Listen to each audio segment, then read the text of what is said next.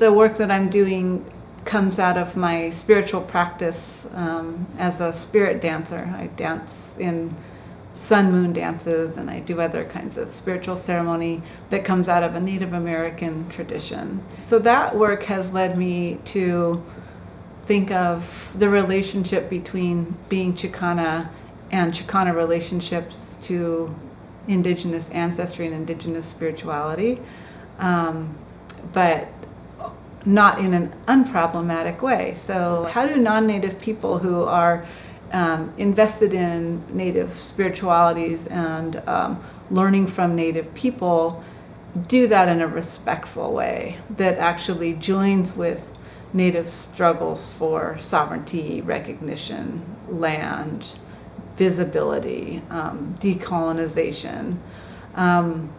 So then that brings me to kind of my current iteration of feminism, which has to do with how do I be in alliance with indigenous people and recognize the ways in which I am and am not indigenous as a queer Chicana. One of the ways that my scholarship has always been inspired is by going toward the thing that kind of scares me the most.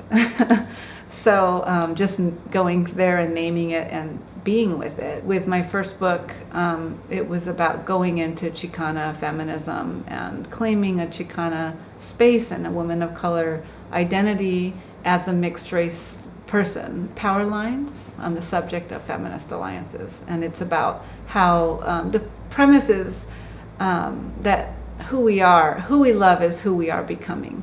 So it's really about how our belongings, our longings shape our being. That was a really scary book to write because I thought, well, who am I to write this book? Who am I to critique white feminists? It ended up very much being a critique of white feminist belonging because in the interviews I did, the method I was drawn to in that book was to interview white feminists and feminists of color. And I wasn't trained in interviewing or ethnography or anything. I just came up with some questions and put out an email, and many generous women responded and gave me their time. And then I was trying to make sense of what they said. And a lot of the things that white women said were that they mainly relied on white men or other white women to support them or to be their allies, to be their main sources of community. And one of the main themes that I found for women of color was that they felt like they couldn't connect, like that white women were afraid of them, or they had all these sort of strange passive-aggressive experiences with white women. They had also strange experiences with white men. So the ways that women of color were sort of doubly displaced, and white women found belonging in academia, especially through the institutionalization of feminism and women's studies through their relationships to white men. And so the feminism that was being produced was by the women in power, which generally was white women, was based in a set of experiences that were around white exclusively white identities, exclusive white belongings. And so then that was why the question of belonging became really important to like how we see and how we know and how we experience and how we create knowledge. Like all of this was coming from sort of these segregated belongings. And it was very scary to write that book. I was a graduate student when I was writing it, and then an assistant professor.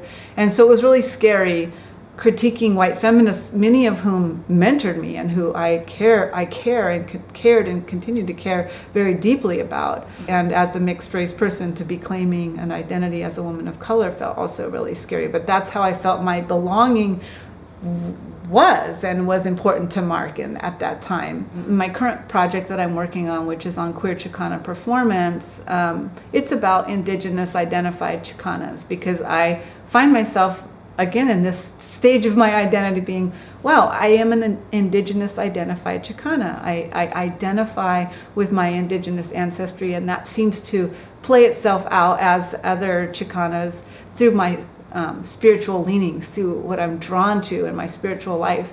And my spiritual life is pretty intense, and it's pretty intensive. And so out of my spiritual practices, especially my work as a spirit dancer, I got a vision that I was supposed to write a book about this. And so I'm like, oh, wow, that's super scary. And so again, it's like I'm going toward the thing that's super scary to name and to write and try to theorize spiritual practices and spirituality, which is like so not of the intellectual plane. It's like when you're in ceremony, you're in another realm and you're floating around, or you're deep in prayer, you're crying or you're laughing or you're feeling all kinds of things.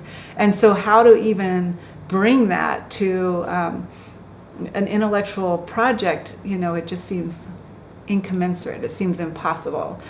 So it's scary for that reason. It's also scary because I am not an Indigenous person, and the people who I'm writing about are not Indigenous people, and yet we are engaging in and transformed by an Indigenous-inspired practice, a set of practices given by a Native American elder to non-Native people, which is itself such a problematic endeavor of settler colonialism. So I'm trying to write about that impossible tension of being both a settler and participating in settler projects of replacing Native bodies with non-Native bodies and taking of Native ceremony for non-Native people, and at the same time the profoundly transformative experiences and even the politicizing of consciousness and identity and the healing that happens through those practices. So that also is another scary project to write about.